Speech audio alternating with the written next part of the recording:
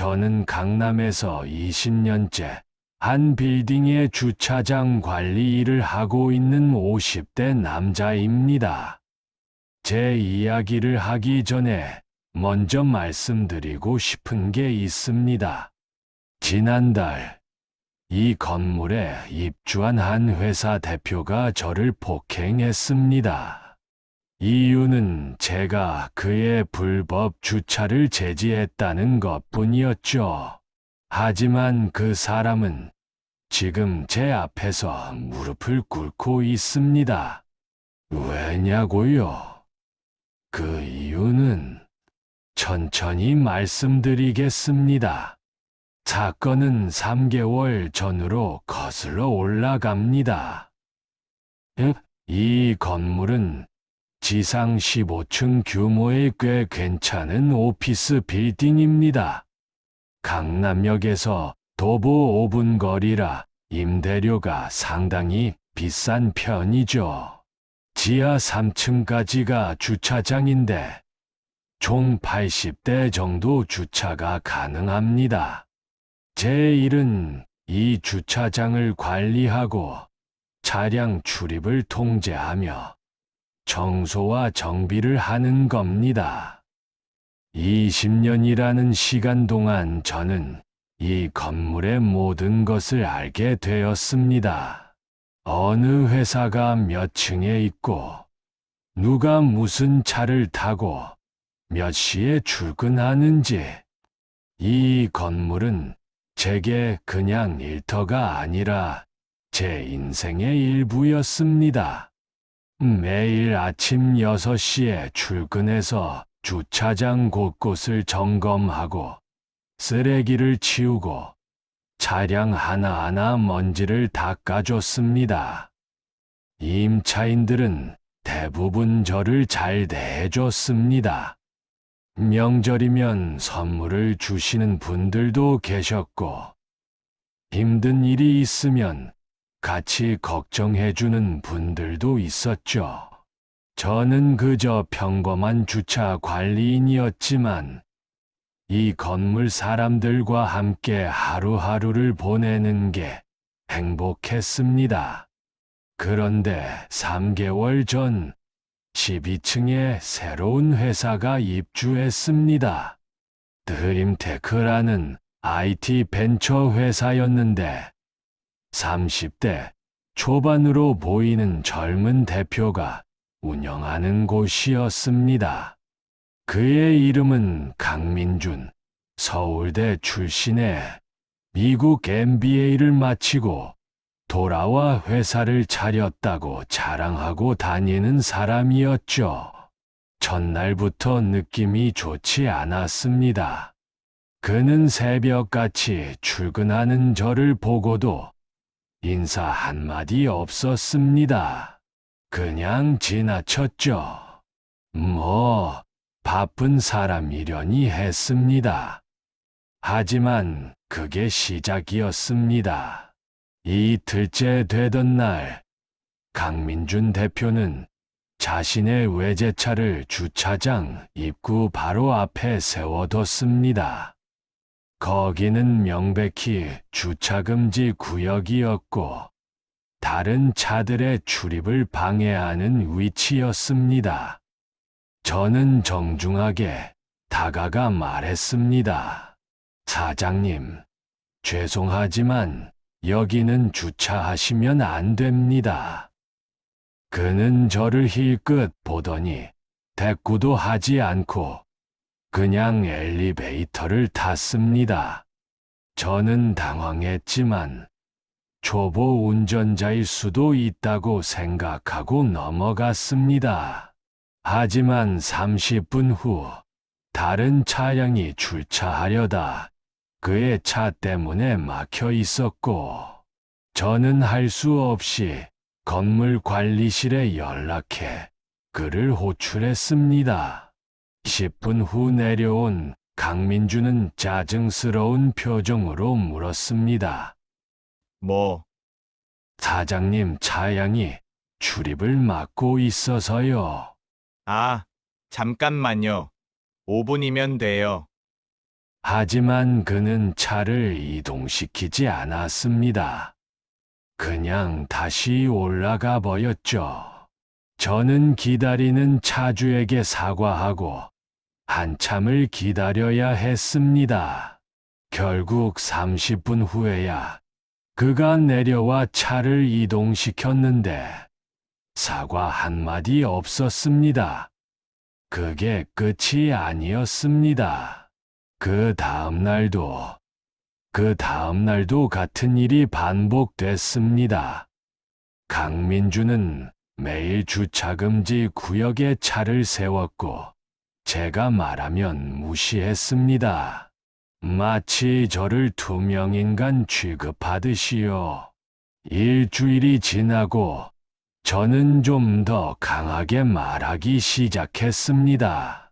사장님, 이곳은 정말 주차하시면 안 됩니다. 다른 분들께 피해가 갑니다. 그때 그가 처음으로 제대로 된 반응을 보였습니다. 하지만 그건 사과가 아니었습니다. 아저씨, 내가 바빠서 그래요. 5분만 세워두는 건데 뭐가 문제예요? 아저씨는 관리만 하면 되는 거 아니에요? 그의 말투에는 노골적인 무시가 담겨 있었습니다. 아저씨라는 호칭, 관리만 하면 되는 거라는 표현. 저는 그 순간 모욕감을 느꼈습니다. 하지만 참았습니다. 20년간 이 일을 하면서 배운 게 있다면 감정적으로 대응하면 안 된다는 것이었으니까요. 하지만 강민준의 행동은 점점 더 심해졌습니다. 주차금지 구역은 기본이고 남의 자리에 차를 대기 시작했습니다. 다른 임차인이 배정받은 자리에 멋대로 주차하는 겁니다. 당연히 항의가 들어왔고 저는 매번 그를 찾아가 차를 옮겨달라고 해야 했습니다. 그럴 때마다 그는 귀찮다는 듯이 말했습니다. 아, 알았어요. 나중에 옮길게요. 하지만 나중은 오지 않았습니다. 결국 피해를 본 임차인이 직접 올라가 따지는 일까지 벌어졌습니다.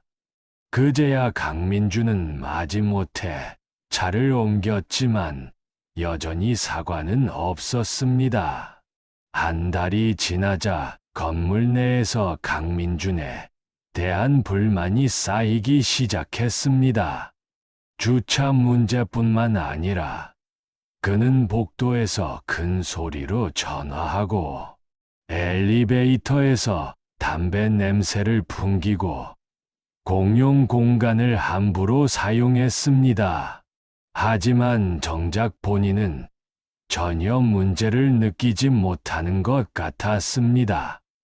저는 관리실에 여러 번 보고했지만 관리실에서도 난처해했습니다. 임차인을 함부로 제재할 수도 없고 그렇다고 계속 불만을 받을 수도 없는 노릇이었죠. 결국 관리실장이 직접 12층으로 찾아가 정중하게 요청했지만 강민준의 대답은 뻔했습니다. 임대료 꼬박꼬박 내는데 뭐가 문제예요? 주차 공간도 부족한 거 아니잖아요. 그는 자신이 돈을 내고 있으니 무엇을 해도 괜찮다고 생각하는 것 같았습니다. 하지만 그건 착각이었습니다. 건물은 공동체였고 서로 배려하며 지내야 하는 곳이었으니까요. 2달째 접어들자 저는 더 이상 참을 수 없었습니다. 매일같이 반복되는 불법 주차, 무시하는 태도, 다른 임차인들의 항해에 저는 이제 좀 더 단호하게 대응하기로 결심했습니다. 달째가 되던 어느 월요일 아침, 결정적인 사건이 터졌습니다. 강민준이 또다시 주차금지 구역에 차를 세웠는데, 하필 그날은 건물 소방 점검일이었습니다.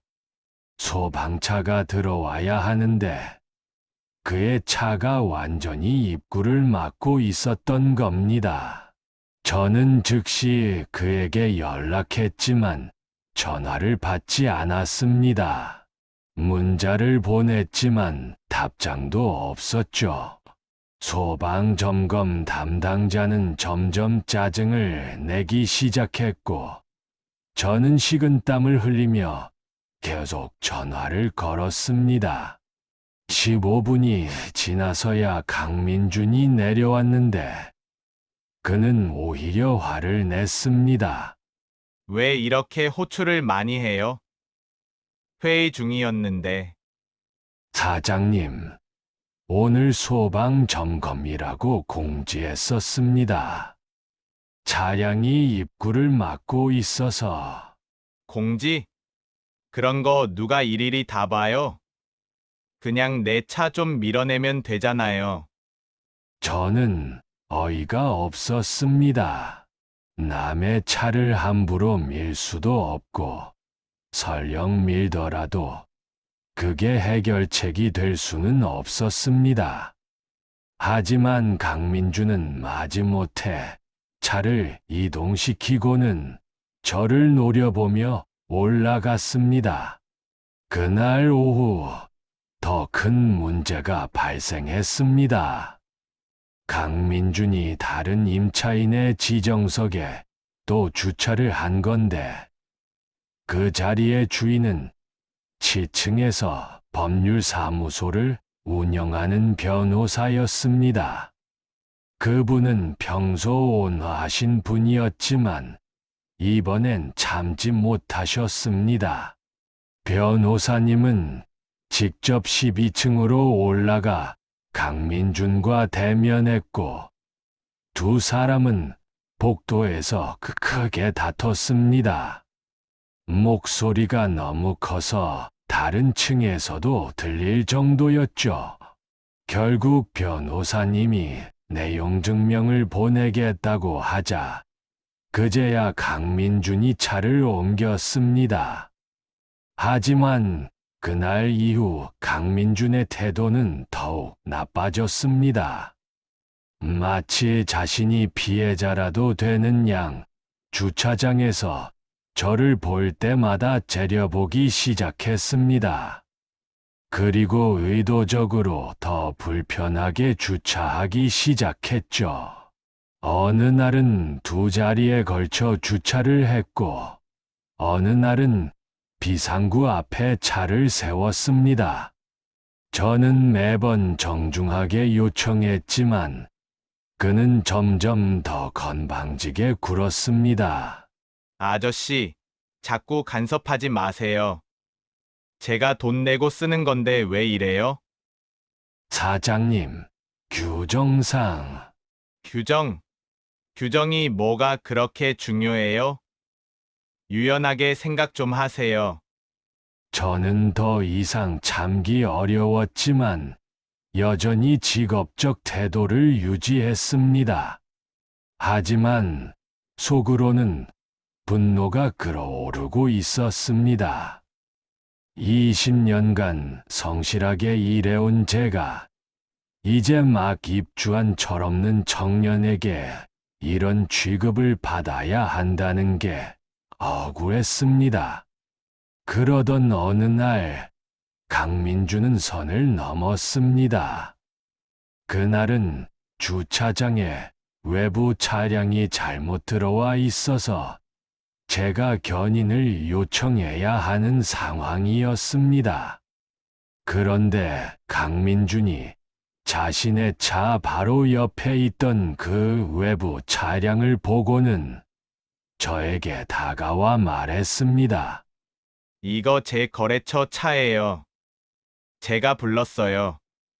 그러시면 방문 차량 등록을 하셔야. 에이, 그런 거 필요 없어요. 한두 시간만 세워둘 건데. 사장님, 규정상 반드시 등록을. 아저씨, 내가 지금 바쁘다고요. 규정.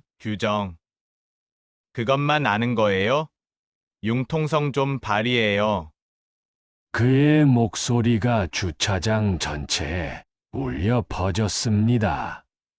마침 출차하려던 다른 임차인들이 이 광경을 지켜봤고 저는 굴욕감을 느꼈습니다. 하지만 저는 꾹 참고 말했습니다. 알겠습니다. 그럼 일지에 기록하겠습니다. 기록? 맘대로 하세요. 그는 비웃듯이 말하고는 올라가 버렸습니다. 저는 그 자리에 한동안 서 있었습니다. 주먹이 떨렸고 가슴이 답답했습니다. 하지만 저는 아무것도 할 수 없었습니다. 저는 그냥 주차 관리인일 뿐이었고, 그는 임대료를 내는 임차인이었으니까요. 그날 저녁, 집에 돌아와서도 저는 잠을 이룰 수 없었습니다. 아내에게 하소연했지만, 아내는 그냥 참으라고 했습니다. 당신이 뭐 잘못한 거 없잖아. 그런 사람은 언젠가 벌 받아. 참고 일이나 열심히 해. 아내 말이 맞았습니다. 하지만 가슴속 분노는 가라앉지 않았습니다.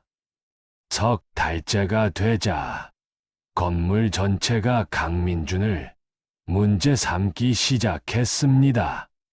주차 문제는 이제 빙산의 일각이었습니다. 그는 공용 화장실을 더럽히고 복도에 쓰레기를 버리고 밤늦게까지 큰 소리로 회의를 해서 다른 층에 소음 피해를 주었습니다. 여러 임차인이 관리실에 민원을 넣었고 관리실에서는 강민준에게 공식 경고장을 발송했습니다. 하지만 그는 이를 완전히 무시했습니다. 오히려 관리실장에게 전화를 걸어 항의했다고 합니다. 제가 월세를 밀린 적 있나요? 규정을 어긴 게 뭐가 있는데 경고장을 보내요. 관리실장은 차분하게 설명했지만 강민준은 듣지 않았습니다. 그는 자신이 돈만 내면 모든 게 용납된다고 생각하는 사람이었습니다. 그러던 어느 금요일 저녁, 마침내 폭발 직전의 순간이 왔습니다. 퇴근 시간이라 주차장이 혼잡한 시간이었는데, 강민준이 또 다른 사람의 자리에 주차를 했습니다. 그것도 장애인 전용 주차구역이었습니다. 이 건물 3층에는 장애인 복지단체가 입주해 있었고, 그곳 직원 중 한 분이 휠체어를 사용하셨습니다. 그분의 전용 자리에 강민준이 버젓이 차를 세워둔 겁니다. 저는 즉시 강민준에게 연락했지만 역시나 받지 않았습니다. 30분을 기다렸지만 아무 응답이 없었습니다. 그 사이 그 장애인 직원분이 퇴근하려고 내려오셨고 자신의 자리에 다른 차가 있는 걸 보고 당황하셨습니다. 관리인님, 이거 죄송합니다. 제가 지금 차주를 찾고 있습니다. 저는 다시 강민준에게 전화를 걸었습니다. 이번에는 받았습니다. 왜요? 사장님, 지금 장애인 전용 자리에 주차하셨는데, 아, 잠깐만요. 금방 갈게요. 하지만 그는 오지 않았습니다. 10분, 20분, 30분. 저는 계속 기다렸고, 그 장애인 직원분도 추운 주차장에서 기다리셨습니다. 저는 죄책감에 미칠 것 같았습니다. 1시간이 지나서야 강민준이 내려왔습니다. 그런데 그는 미안하다는 말은커녕 오히려 짜증을 냈습니다. 아, 깜빡했어요. 그렇게 급한 거였어요?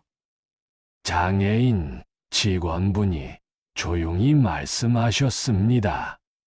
여기는 제 전용 자리입니다. 아, 죄송해요. 몰랐어요. 강민주는 형식적으로 사과하고는 차를 몰고 갔습니다. 하지만 그의 표정에는 진심 어린 미안함이 전혀 없었습니다. 오히려 이 정도로 호들갑을 떤다는 식의 표정이었죠. 그 직원분은 아무 말씀 없이 차를 몰고 가셨지만 저는 그분의 뒷모습에서 깊은 상처를 느낄 수 있었습니다. 저는 그날 강민준에 대한 분노가 극에 달했습니다. 다음 주 월요일, 저는 관리실장에게 정식으로 건의했습니다. 실장님, 강민준 대표를 퇴거시켜야 합니다. 이분은 건물 전체에 피해를 주고 있습니다. 저도 압니다. 하지만 계약 기간이 아직 10개월이나 남았습니다. 법적으로 강제 퇴거는 어렵습니다. 그럼 계속 이렇게 당해야 합니까?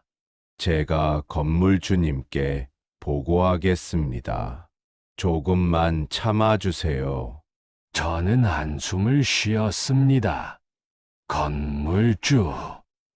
저는 20년간 이 건물에서 일했지만 건물주를 단 한 번도 본 적이 없었습니다.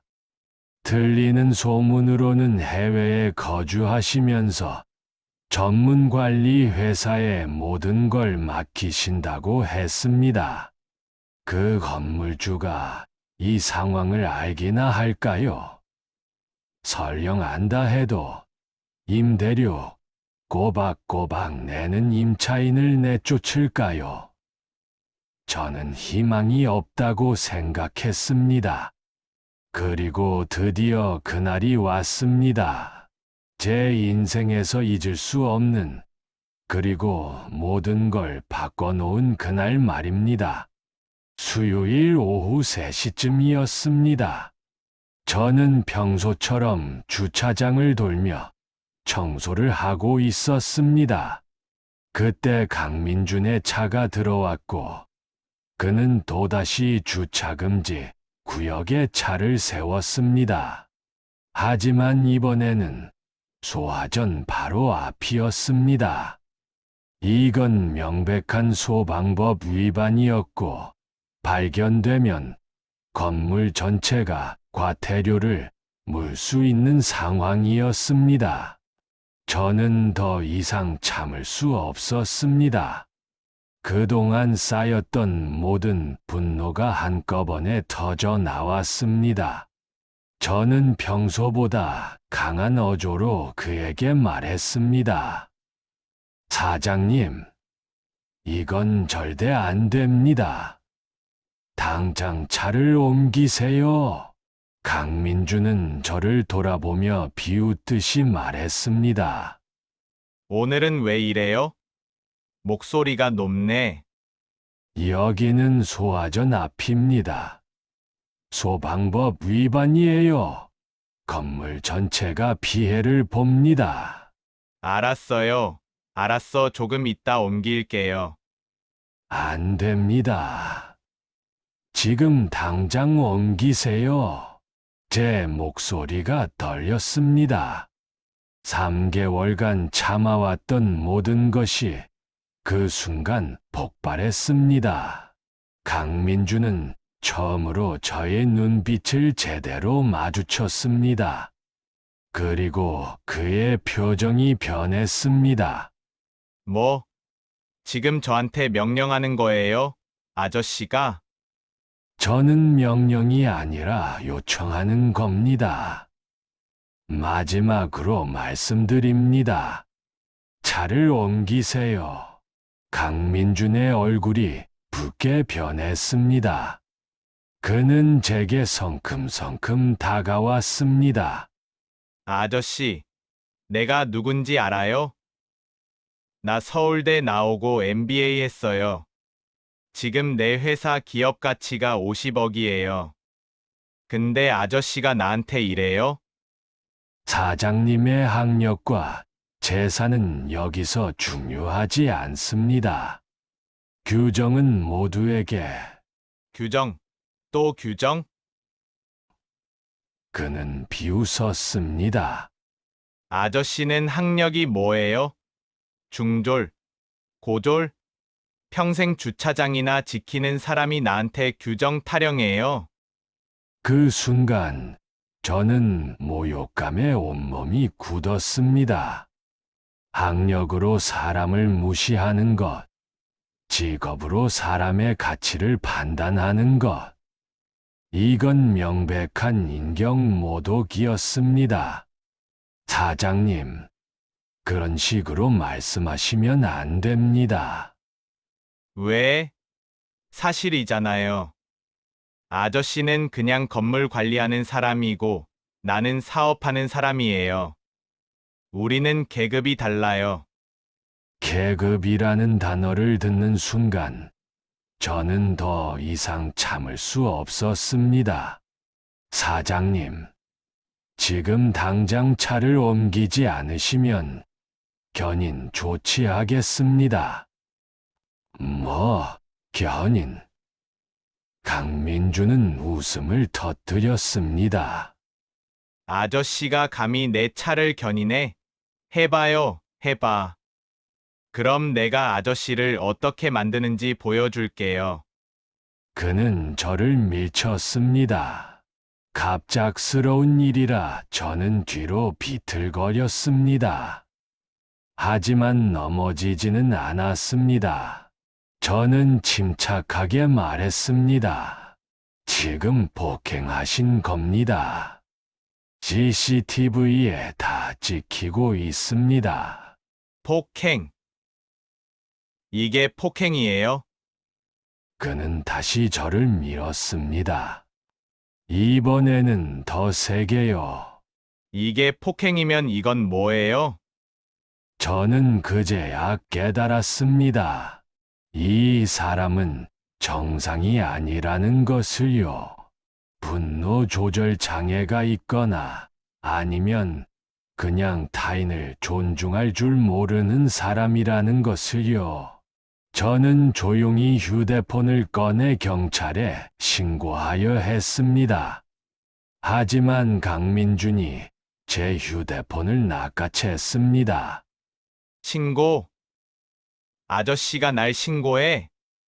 그는 제 휴대폰을 바닥에 내던졌습니다. 화면이 산산조각 났습니다. 저는 그 순간 모든 이성을 잃을 뻔했지만 꾹 참았습니다.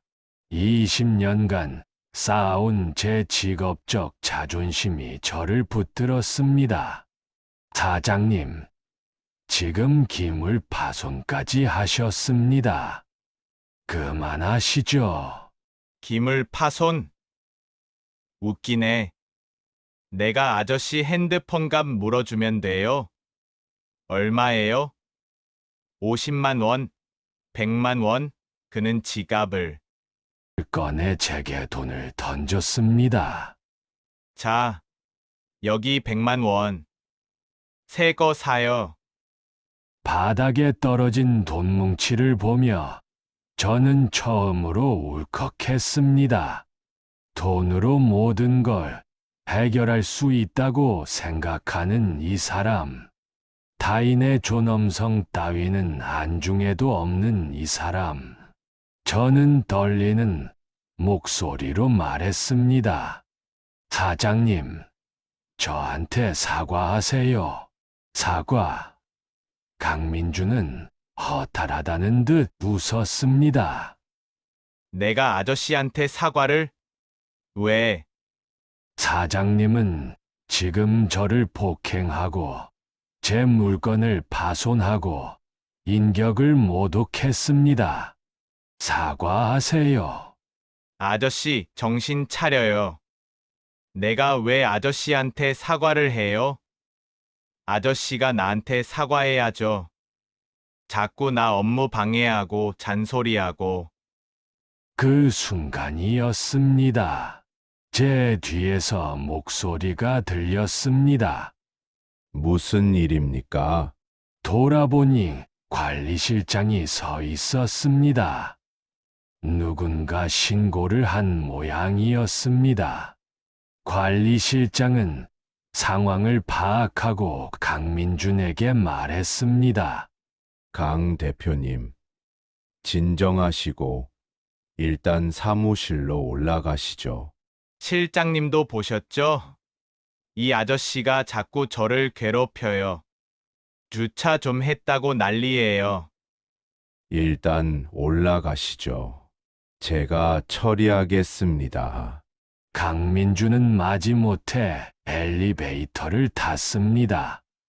하지만 타기 전에 저를 돌아보며 말했습니다. 아저씨, 오늘 일 기억해둬요. 내가 가만 안 둘 거예요. 엘리베이터 문이 닫히고 저는 그 자리에 주저앉았습니다. 다리에 힘이 풀렸습니다. 관리실장이 저를 부축했습니다. 관리인님, 괜찮으세요? 병원 가봐야 하는 거 아니에요? 괜찮습니다. 괜찮아요. 하지만 괜찮지 않았습니다. 제 손이 떨리고 있었고 가슴이 두근거렸습니다. 이건 단순한 다툼이 아니었습니다. 이건 폭행이었습니다. 관리실장은 CCTV 영상을 확인했고 모든 게 녹화되어 있음을 확인했습니다. 그리고 저에게 조언했습니다. 관리인님, 경찰에 신고하세요. 이건 명백한 폭행입니다. 하지만 제가 신고하면 두려워하지 마세요. 잘못한 건 강민준 쪽입니다. 건물주님께도 보고하겠습니다. 저는 결국 경찰에 신고했습니다. 그리고 병원에 가서 진단서를 받았습니다. 다행히 큰 부상은 없었지만 정신적 충격이 컸습니다. 그날 밤 저는 처음으로 일을 쉬었습니다. 20년 만에 처음으로요. 다음 날 아침 저는 경찰서에서 연락을 받았습니다. 강민준이 오히려 저를 무고로 고소했다는 겁니다. 자신은 폭행한 적이 없고 제가 먼저 시비를 걸어 업무를 방해했다는 주장이었습니다. 저는 어이가 없었습니다. CCTV에 모든 게 찍혀 있는데 이렇게 뻔뻔할 수가 있을까요? 경찰은 제게 CCTV 영상을 제출하라고 했고, 저는 관리실의 협조를 받아 영상을 확보했습니다. 영상은 명백했습니다.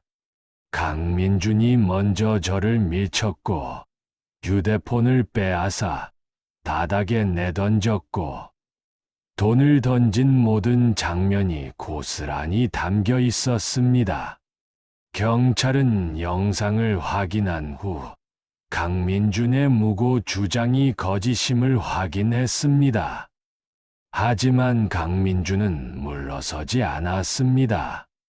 그는 변호사를 선임했고 합의를 제안해 왔습니다. 2천만 원을 주겠으니 고소를 취하하라는 것이었습니다. 관리실장이 제게 물었습니다. 관리인님, 어떻게 하시겠습니까? 저는 고민했습니다. 2천만 원은 저에게 큰 돈이었습니다. 하지만 이건 돈의 문제가 아니었습니다. 이건 존엄의 문제였습니다. 거절하겠습니다. 정말 괜찮으세요? 재판까지 가면 시간도 오래 걸리고 괜찮습니다. 저는 잘못한 게 없습니다. 끝까지 가보겠습니다. 제 결정을 들은 강민주는 분노했습니다. 그는 건물 관리실에 전화를 걸어 저를 해고하라고 압박했습니다. 자신은 임차인이고 저는 단순 관리 직원이니 자신의 요구를 들어야 한다는 논리였습니다. 하지만 관리실장은 거부했습니다. 강 대표님, 그건 불가능합니다. 관리인님은 잘못이 없습니다. 그럼 나는 이 건물을 나가겠습니다. 임대차 계약 위반으로 소송 걸 겁니다. 그건 대표님 자유입니다. 전화를 끄는 관리실장은 저에게 말했습니다. 관리인님, 걱정 마세요. 제가 끝까지 보호하겠습니다. 그리고 건물주님께서 이 일을 알고 계십니다. 건물 주님이요. 네, 제가 상세히 보고드렸습니다. 건물주님께서 매우 노하셨습니다. 저는 희망이 생겼습니다. 건물주가 이 상황을 알고 계시다니. 하지만 동시에 걱정도 들었습니다. 건물주가 강민준 편을 들면 어떡하죠? 임대료를 내는 임차인과 단순 관리인 중에서 누구를 선택할까요? 일주일 후 저는 법원에서 강민준과 마주쳤습니다. 그는 값비싼 정장을 입고 변호사를 대동하고 있었습니다. 반면 저는 국선 변호사의 도움을 받고 있었죠. 제 판정에서 강민준의 변호사는 저를 집요하게 몰아붙였습니다. 제가 먼저 도발했고 업무 범위를 넘어선 행동을 했다고 주장했습니다. 하지만 CCTV 영상과 목격자 진술은 명백했습니다. 제 반장은 영상을 본 후 강민준에게 물었습니다. 피고인은 이 영상에 대해 어떻게 생각하십니까? 제가 순간 화가 나서 실수했습니다. 하지만 폭행이라고 할 정도는 피고인이 피해자를 2차례 밀치고 휴대폰을 바닥에 던진 것이 명백히 보입니다. 이것은 폭행이자 재물 손괴입니다. 강민준의 얼굴이 굳었습니다. 그의 변호사가 뭔가 말하려 했지만 제 반장은 손을 들어 제지했습니다. 1차 재판은 저에게 유리하게 흘러갔습니다. 하지만 강민준은 항소하겠다고 으름장을 놓았습니다. 끝까지 가봅시다. 내가 얼마나 무서운 사람인지 알게 될 겁니다. 저는 두렵지 않았습니다. 진실은 제 편이었으니까요. 재판이 진행되는 동안 건물에는 묘한 분위기가 흘렀습니다. 다른 임차인들은 모두 제 편이었고 강민준을 노골적으로 피했습니다. 그는 점점 고립되어 갔죠. 그러던 어느 날 관리실장이 저를 불렀습니다. 관리인님, 건물주님께서 오늘 건물에 오십니다. 네, 건물 주님이요. 네, 직접 오셔서 상황을 확인하고 싶다고 하십니다. 저는 긴장했습니다. 20년간 한 번도 뵙지 못했던 건물주를 드디어 만나는 겁니다. 그분은 어떤 분일까? 저를 지지해 주실까? 아니면 임차인 편을 들까? 오후 2시, 한 남자가 건물에 들어왔습니다. 50대 중반으로 보이는 그는 평범한 옷차림이었습니다. 청바지에 캐주얼 재킷, 그리고 야구 모자. 마치 동네 산책 나온 사람 같았습니다. 관리실장이 그를 맞이했고, 저는 뒤에서 90도로 인사했습니다. 관리인님, 오랜 시간 이 건물을 지켜주셔서 감사합니다. 건물주가 저에게 말했습니다. 저는 감동받았습니다. 건물주가 저 같은 관리인에게 감사 인사를 하다니. 아닙니다. 제가 해야 할 일을 했을 뿐입니다. 상황은 다 들었습니다. 고생 많으셨습니다. 그 강민준이라는 사람, 오늘 만나봐야겠습니다. 건물주는 12층으로 올라갔습니다. 저와 관리실장도 동행했습니다. 드림테크 사무실 문을 열자 강민준이 놀란 표정으로 일어났습니다. 누구세요? 저는 이 건물 주인입니다.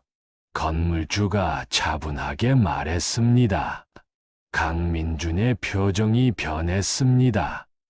당황과 놀람이 섞인 표정이었죠.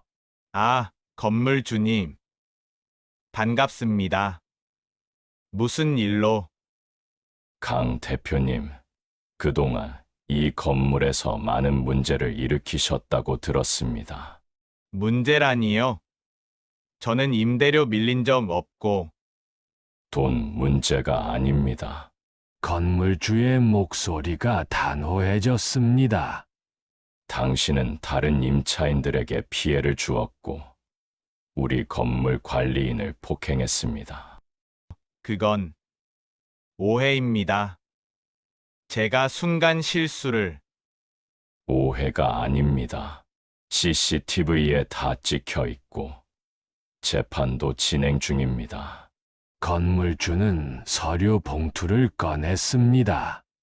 이것은 임대차 계약 해지 통보서입니다.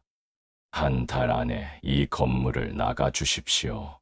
강민주는 창백해졌습니다. 뭐라고요? 계약 기간이 아직 10개월이나 남았는데, 계약서 12조를 보십시오. 임차인이 건물의 질서를 해치거나 다른 임차인에게 중대한 피해를 줄 경우 임대인은 계약을 해지할 수 있습니다. 당신은 그 조건에 명백히 해당합니다. 이건 부당합니다. 변호사 선임해서 싸우겠습니다. 그러십시오. 하지만 증거는 모두 우리 쪽에 있습니다. 그리고 건물주는 잠시 멈췄습니다. 강 대표님, 당신은 큰 착각을 하고 계십니다. 착각이요? 돈이 많다고, 학벌이 좋다고, 사업을 한다고 해서 다른 사람을 무시할 권리는 없습니다. 우리 건물 관리인은 20년간 성실하게 일해온 분입니다. 당신이 함부로 대할 사람이 아닙니다. 강민주는 할 말을 잃었습니다. 건물주는 저를 돌아보며 미소 지었습니다. 관리인님, 수고하셨습니다. 남은 재판도 걱정 마십시오. 제가 최고의 변호사를 선임해 드리겠습니다. 감사합니다. 건물주님, 그날 이후 강민준의 태도가 완전히 바뀌었습니다. 그는 더 이상 주차 문제를 일으키지 않았고, 저를 마주쳐도 고개를 숙였습니다. 한 달 후, 그는 약속대로 건물을 떠났습니다. 하지만 이야기는 여기서 끝이 아니었습니다. 강민준이 떠나고 한 주가 지난 금요일 관리실장이 저를 불렀습니다. 관리인님, 건물주님께서 오늘 다시 오십니다. 할 말씀이 있으시대요. 저는 궁금했습니다. 이미 일이 다 해결됐는데 무슨 말씀이 있으실까?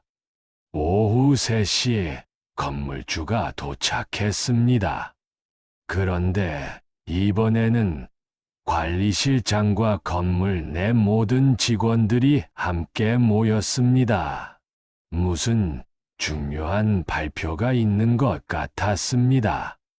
건물주는 저를 앞으로 부르더니 뜻밖의 말을 했습니다. 여러분, 오늘 저는 여러분께 사과드리러 왔습니다. 20년 동안 제가 이 건물에 무관심했던 것에 대해서요. 모두가 놀란 표정을 지었습니다. 사실 저는 10년 전부터 이 건물에 있었습니다. 건물주가 폭탄 발언을 했습니다. 네. 무슨 말씀이신지. 제가 바로 이 건물의 주차 관리인이었습니다. 순간 정적이 흘렀습니다. 저는 귀를 의심했습니다. 건물주가 주차 관리인. 20년 전, 제 아버지께서 이 건물을 지으셨습니다. 하지만 저는 그때 사업에 실패해서 빈털터리였습니다. 아버지는 저에게 말씀하셨죠. 밑바닥부터 다시 시작해라. 그래야 사람을 이해한다고요. 건물주는 계속 말을 이었습니다. 그래서 저는 가명을 쓰고 이 건물 주차 관리인으로 10년간 일했습니다. 그 옆에서 김명수 관리인님을 보며 많은 것을 배웠습니다. 성실함, 책임감, 그리고 존중이 무엇인지. 저는 충격에 말을 잃었습니다. 그럼 10년 전 저와 함께 일했던 그 젊은 관리인이 바로 건물주였단 말입니까? 10년 전 아버지께서 돌아가시고 저는 정식으로 이 건물을 물려받았습니다. 하지만 저는 다시 주차장으로 돌아올 수 없었습니다. 건물주라는 신분 때문이었죠. 대신 해외에 있는 척하며 멀리서 이 건물을 지켜봤습니다. 그럼 그 10년 동안 네, 저는 가끔 이 건물에 왔습니다. 하지만 평범한 방문객처럼 혹은 택배 기사처럼 변장해서요.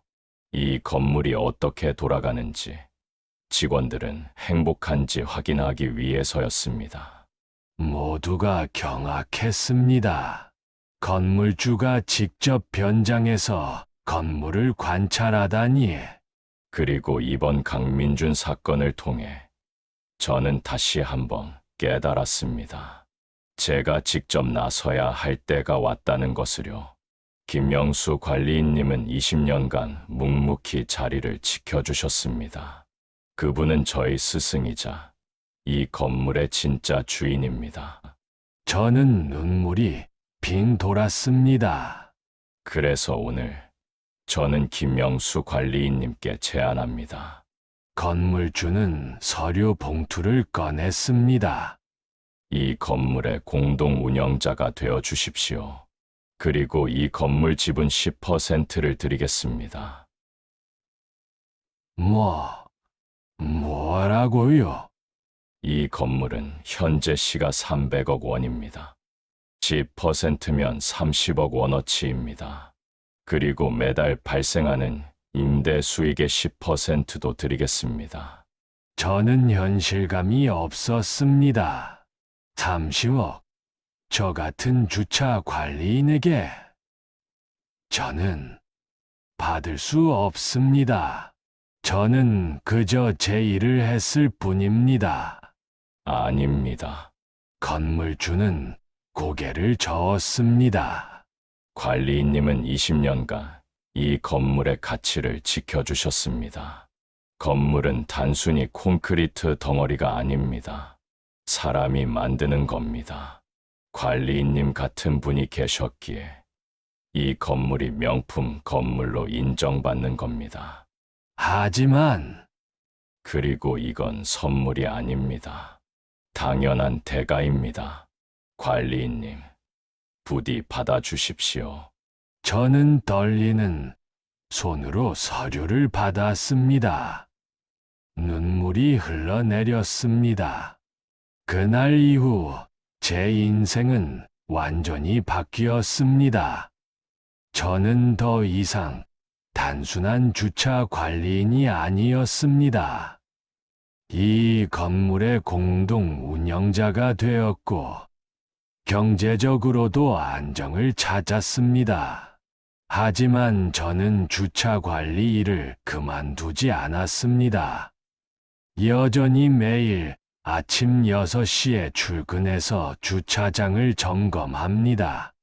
차량 하나하나 먼지를 닦아줍니다.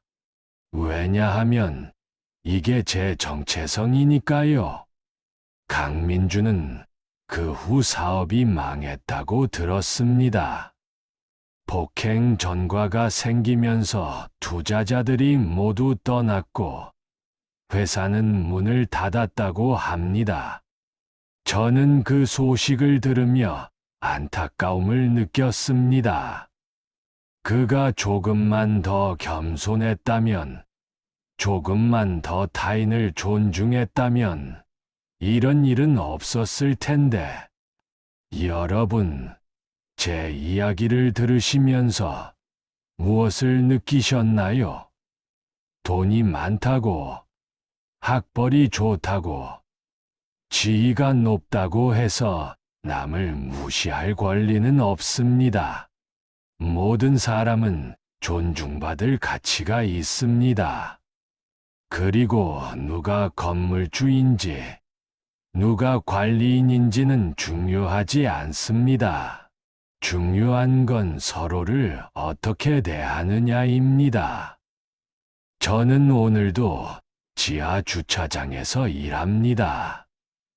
하지만 이제는 자부심을 가지고 일합니다.